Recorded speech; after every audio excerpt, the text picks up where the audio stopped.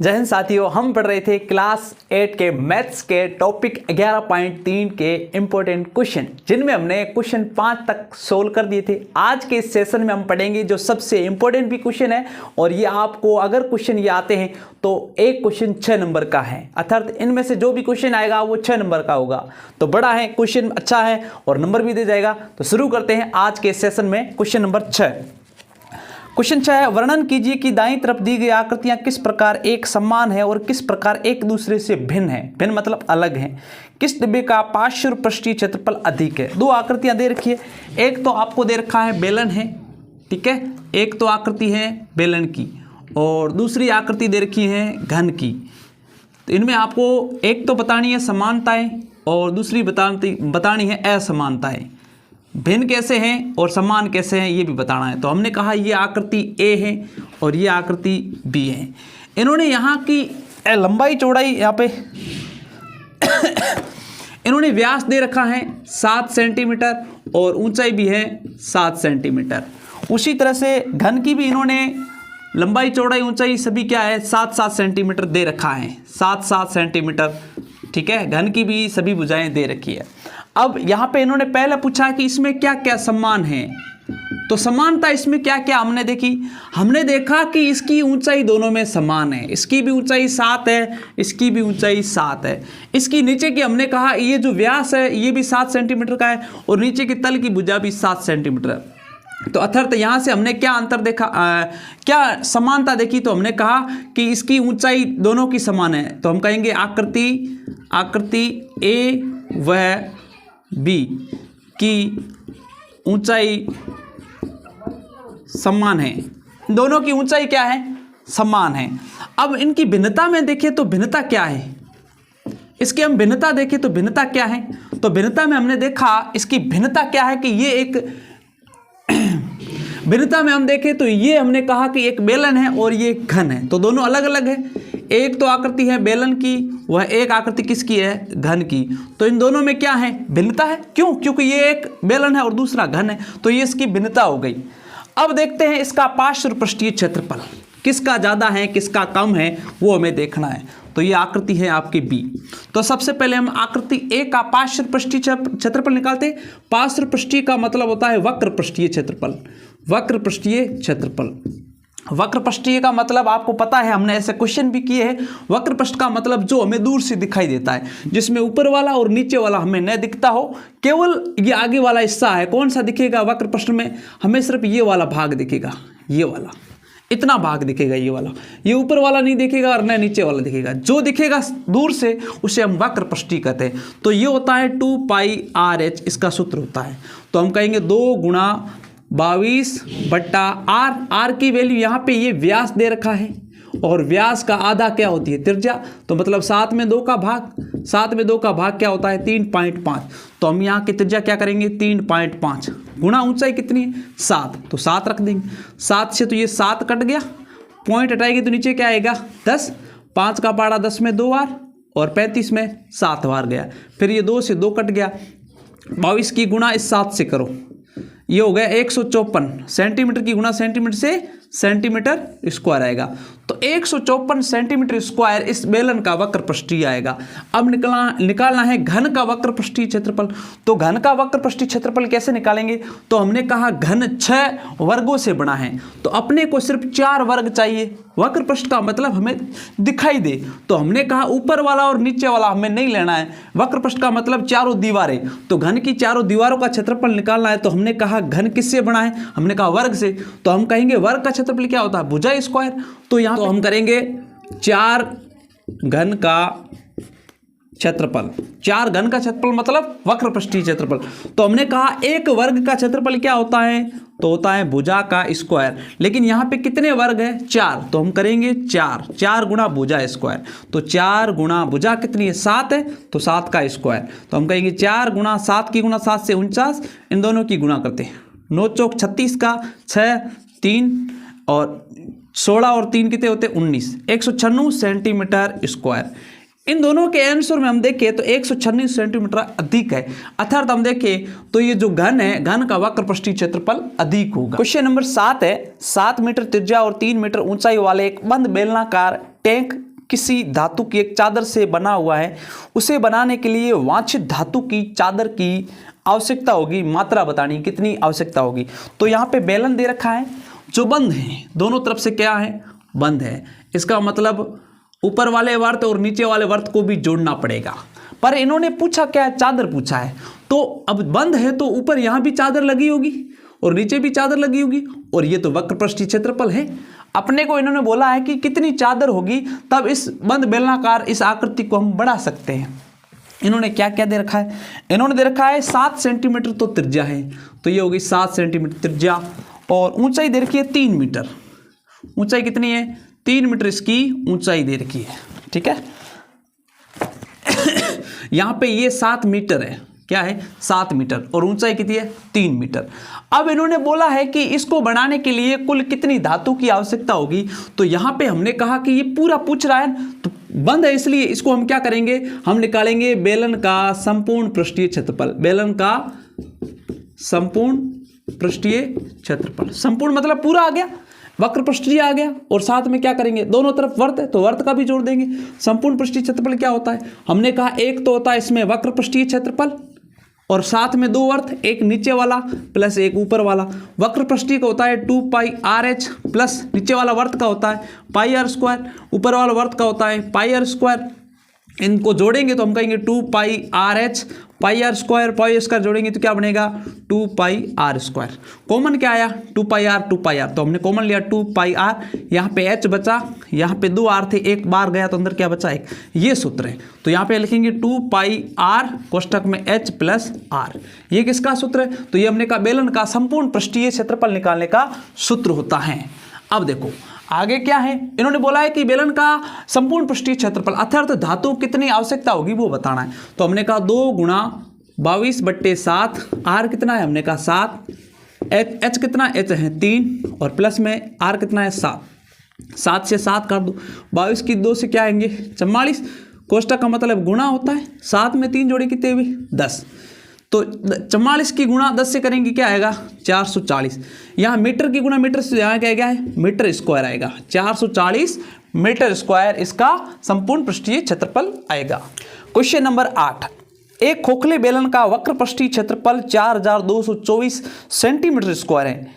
इसे इसकी ऊंचाई के अनुदिश काट करके 33 सेंटीमीटर चौड़ाई की एक आयताकार चादर बनाई जाती है, तो आयताकार चादर का परिमाप ज्ञात कीजिए।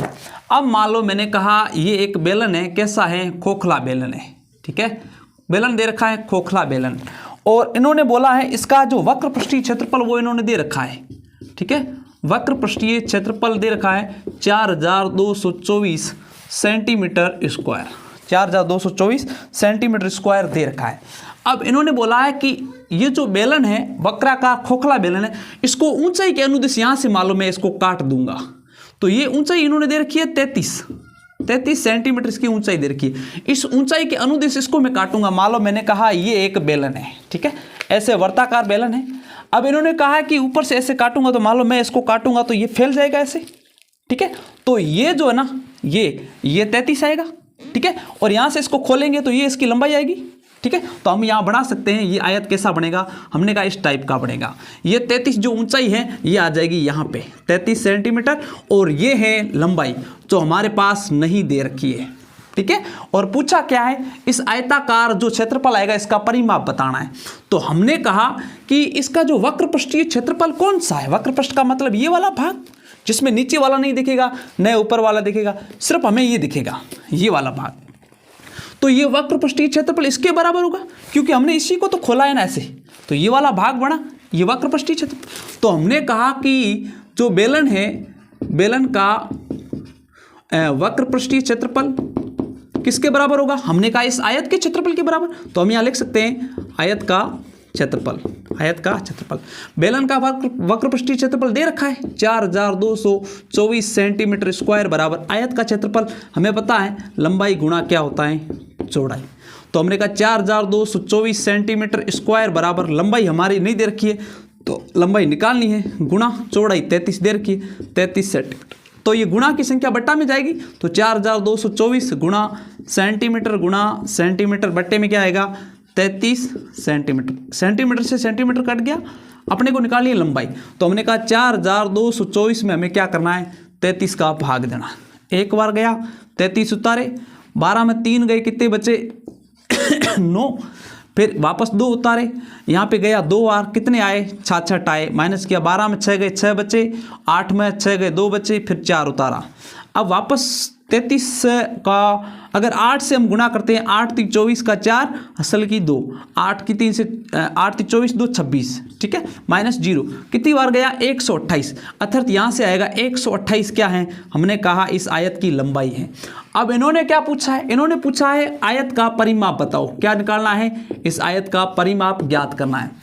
परिमाप का सूत्र होता है 2 कोष्ठक के अंदर लंबाई प्लस चौड़ाई, ये क्या होता है, हमने कहा आयत का परिमाप। तो 2 लंबाई कितनी है, लंबाई हमने जस्ट निकाली अभी 128, तो 128 प्लस चौड़ाई कितनी है 33, तो यहाँ पे रख देंगे 33।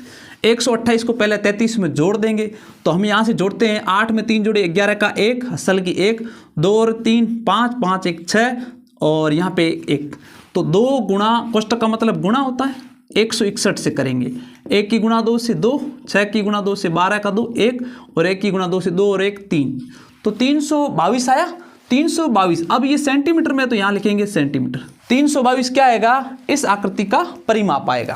क्वेश्चन नंबर 9 आपके दे रखा है, किसी सड़क को समतल करने के लिए एक सड़क रोलर को सड़क के ऊपर एक बार घुमाने के लिए 750 चक्कर लगाने पड़ते हैं। यदि सड़क रोलर का व्यास 84 सेंटीमीटर और लंबाई 1 मीटर है तो सड़क का क्षेत्रफल ज्ञात कीजिए। अब यहाँ पे आपको रोलर दे रखा है और हमें पता है जो रोलर होता है ना, वो रोलर एक तरह का बेलन होता है। ये हम जानते हैं कि जो रोलर होता है ना, वो क्या होता है, एक तरह का बेलन होता है। अब इन्होंने क्या क्या दे रखा है, इन्होंने दे रखा है कि किसी सड़क को समतल करने के लिए एक रोलर को सड़क के ऊपर एक बार घुमाने पर 750 चक्कर लगाने पड़ते हैं यदि सड़क रोलर का व्यास 84 है। व्यास मतलब यहाँ से लेकर के ये हो गया व्यास कितना है, तो यहाँ पे दे रखा है 84 सेंटीमीटर और इसकी क्या दे रखी है, लंबाई 1 मीटर है। ये हो गई लंबाई कितनी है, 1 मीटर लंबाई दे रखी है। अब इन्होंने बोला है कि कुल कितने चक्कर लगाए, ये जो कुल चक्कर लगाती है ना, रोलर जो चक्कर लगाता है वो कुल चक्कर लगाता है 750 चक्कर। अब यहाँ से हम चीज़ को गौर करें, मान लो मैंने कहा ये एक रोलर है ऐसे, तो ये चलेगा यहाँ से एक चक्कर पूरा करेगा, तो इसमें हमें न तो इसकी ज़रूरत पड़ी और न इस भाग की, हमें किसकी ज़रूरत पड़ी, केवल इसकी, ये जो घूमने वाला। और ये कैसा भाग है, ये हमने कहा आयत है, अर्थात इसको हम ऐसे गोल घुमाएंगे तो ये क्या बनेगा, बेलन बनेगा। और बेलन का हमें भाग कौन सा चाहिए, केवल ये वाला चाहिए, ये वाला, हमें ये वर्ताकार भाग है ये नहीं चाहिए। तो हमें क्या चाहिए इसमें, वक्र पृष्ठीय क्षेत्रफल। तो हम लिखेंगे बेलन का वक्र पृष्ठीय क्षेत्रफल। वक्र पृष्ठीय क्षेत्रफल क्या होता है, 2πr/h। एक बेलन का वक्र पृष्ठीय क्षेत्रफल हम निकालेंगे, क्योंकि एक बार घुमा एक बेलन का वक्र पृष्ठीय क्षेत्रफल आया, पर वो रोलर है ना टोटल 750 चक्कर लगाते हैं। तो हम एक बेलन का वक्र पृष्ठीय क्षेत्रफल निकाल करके उसकी गुणा अगर 750 से करेंगे ना, तो अपने पास कुल कितने चक्कर लगाए हैं ना, वो 750 लगाए, 750 चक्कर में उसने कितने क्षेत्र को मतलब समतल किया है उसका टोटल योग आ जाएगा। तो हम यहाँ से निकाल सकते हैं एक बेलन का वक्र पृष्ठीय क्षेत्रफल।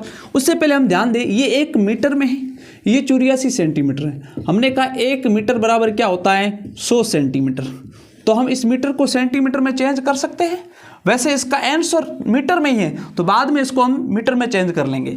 तो सबसे पहले बेलन का वक्र पृष्ठीय क्षेत्रफल 2 × 22/7, आर कितना है, हमने कहा कितना आर, ये व्यास दे रखा है, व्यास कितना है 84 सेंटीमीटर, इसको आधा करो कितना आया 42 सेंटीमीटर। तो आर यानी त्रिज्या कितनी आई 42, तो 42 गुणा एच, एच कितना आया हमने कहा 100, ठीक है। 7 की गुणा 6 बार करने पर 42 आता है, तो 7 संग 42 कट गया 6 बार, 22 की 2 से 44 और उसकी गुणा करो 6 से और गुणा में क्या आएगा 100। 6 की गुणा 4 से क्या आएगा 24, 24 का 4 असल की 2, 6 और 2 24, 24 और 2 26, 2 जीरो और लगा दो। ये क्या निकला है, ये है आपके सेंटीमीटर स्क्वायर में आया है। क्या आया है, हमने कहा एक बेलन का वक्र पृष्ठीय क्षेत्रफल, एक बेलन मतलब रोलर जो घूमेगा एक बार घूमने पर उसका क्षेत्रफल कितना आएगा, हमने कहा ये 26,400 सेंटीमीटर स्क्वायर इसका क्षेत्रफल आएगा। अब हमें इसे मीटर में बदलना है, तो हम क्या करेंगे, इसको मीटर में बदलने के लिए क्या करेंगे, तो 2000 मीटर में बदलने के लिए हम क्या करेंगे, 26,400 ये सेंटीमीटर, इसको हम सेंटीमीटर गुणा सेंटीमीटर लिख सकते हैं। वैसे हमने कहा कि 1 मीटर बराबर कितने होते हैं, 100 सेंटीमीटर होते हैं। तो हमें इसको क्या करना है, मीटर में बदलने के लिए हमने कहा 1 मीटर बराबर 100 सेंटीमीटर होते हैं, तो यहाँ पे सेंटीमीटर 2 है, तो हम नीचे क्या करेंगे, 2 बार 100 करेंगे, 100 गुणा 100। अब ये मीटर यहाँ सेंटीमीटर यहाँ से हट जाएगा, ठीक है। अब यहाँ से हमने क्या कर दिया, नीचे इसको मीटर में कन्वर्ट कर दिया, तो 2 जीरो से 2 जीरो कट गए, क्या बचा, 2 जीरो है, 1 और 2, तो 1 और 2 यहाँ पॉइंट लगेगा, क्या आएगा, हमने कहा 2.64। अब ये मीटर में आ गया, तो 2.64 मीटर जो है ना, ये निकला है। एक बार बेलन जब घूमेगा, अर्थात एक बार रोलर घूमेगा, तो इसका क्षेत्रफल आएगा। पर ये चक्कर लगाता है 750 बार, तो हम क्या गुणा करेंगे 750 से, तो हमने कहा पॉइंट हटा दो, नीचे लगा दो 100, 1 जीरो से जीरो काट दो, ठीक है। 5 का पहाड़ा 10 में 2 बार, 5 का पहाड़ा 75 में 15 बार, फिर 2 से काटो, ये 2 1 बार कटा, 6 कटा 3 बार, 4 कटा 2 बार, तो 132 आया। उसकी गुणा क्या करो 15 से, तो हम 132 की गुणा 15 से करेंगे, 15 की गुणा 2 से कितना आया 30, 30 का जीरो, असल की क्या आई 3, 15 की गुणा 3 से 45, 45 3 कितने हुए 48, असल की 4, 15 की गुणा 1 से 15 और 4 19, तो 119 मीटर स्क्वायर क्या आएगा इसका, इस रोलर द्वारा पूरा जो आकृति समतल की गई ना उसका क्षेत्रफल आ जाएगा। इसका लास्ट क्वेश्चन, क्वेश्चन नंबर 10, एक कंपनी अपने दूध पाउडर को ऐसे बेलनाकार बर्तन में पैक करती है जिसका व्यास 14 सेंटीमीटर और ऊंचाई 20 सेंटीमीटर है। कंपनी बर्तन के पृष्ठ के चारों ओर एक लेबल लगाती है, जैसा कि आकृति में आपको यहाँ पे दर्शा रखा है।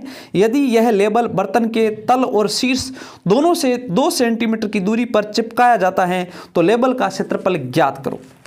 अपने पास यहाँ आकृति आपके सामने बेलन दे रखा है, बेलनाकार एक बर्तन है जिसमें दूध पैक किया जाता है। इन्होंने बोला है इसका जो व्यास है वो तो आपके दे रखा है 14 सेंटीमीटर, ठीक है, यहाँ से ये 14 सेंटीमीटर है, और ऊंचाई आपके टोटल दे रखी है यहाँ से लेकर के ये दे रखी है आपके 20 सेंटीमीटर, ठीक है। अब इन्होंने बोला है, यहाँ इन्होंने क्या कर दिया, इसके 2 सेंटीमीटर ऊपर और ऊपर से भी 2 सेंटीमीटर नीचे यहाँ पे इन्होंने लेबल लगा दिया जिसके ऊपर विज्ञापन लगा हुआ है, ठीक है। तो 2 सेंटीमीटर ऊपर का गैप छोड़ देंगे और 2 सेंटीमीटर नीचे छोड़ देंगे।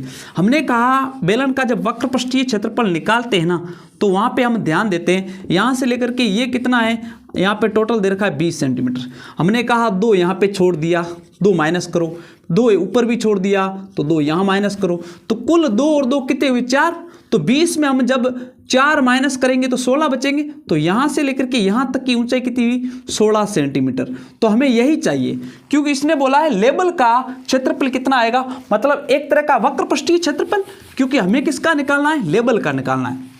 तो विज्ञापन का निकालेंगे तो विज्ञापन कैसा है, हमने कहा वक्र पृष्ठीय, तो हम कहेंगे बेलन का वक्र पृष्ठीय क्षेत्रफल, बेलन का वक्र पृष्ठीय क्षेत्रफल। तो वक्र पृष्ठीय क्षेत्रफल का फॉर्मूला 2πRh होता है। यहाँ पे हमने कहा त्रिज्या तो सेम रहेगी, व्यास 14 है तो इसका आधा क्या हो गई, त्रिज्या कितनी हुई 7 सेंटीमीटर हो गई। अब इन्होंने, क्योंकि त्रिज्या तो समान ही होगी, यहाँ भी करोगे तो ये भी त्रिज्या यहाँ 7 होगी, ठीक है, यहाँ भी करोगी तो भी त्रिज्या सेम होगी, 7 ही होगी, पर इनकी जो ऊंचाई में फर्क आया। अब हमें चाहिए सिर्फ वक्र पृष्ठीय क्षेत्रफल, वो भी इस लेबल का, तो हमने कहा ये कितना है, ये 16, क्यों, क्योंकि 2 ऊपर वाला घटा दिया, 2 नीचे वाला, 4 20 में से घटा दिया, कितना बचा 16। तो यहाँ से हमने कहा ऊंचाई कितनी आई 16 सेंटीमीटर, त्रिज्या कितनी आई, तो हमने कहा 7 सेंटीमीटर, तो रख देते हैं यहाँ पे 2 गुणा 22/7, त्रिज्या कितनी है, त्रिज्या है आपकी 7, ऊंचाई है 16, 7 से 7 कट गया, 22 की गुणा 2 से 44 और 44 की गुणा 16 से कर दो, तो 6 की गुणा 4 से 24 का 2, 24 और 2 26, फिर 1 की गुणा 4 से 4, 1 की गुणा 4 से 4, 4 6 4 10 का 0 1 और ये 7, 704। अब ये सेंटीमीटर में था तो आप सेंटीमीटर स्क्वायर लिख सकते हो, 704 सेंटीमीटर स्क्वायर।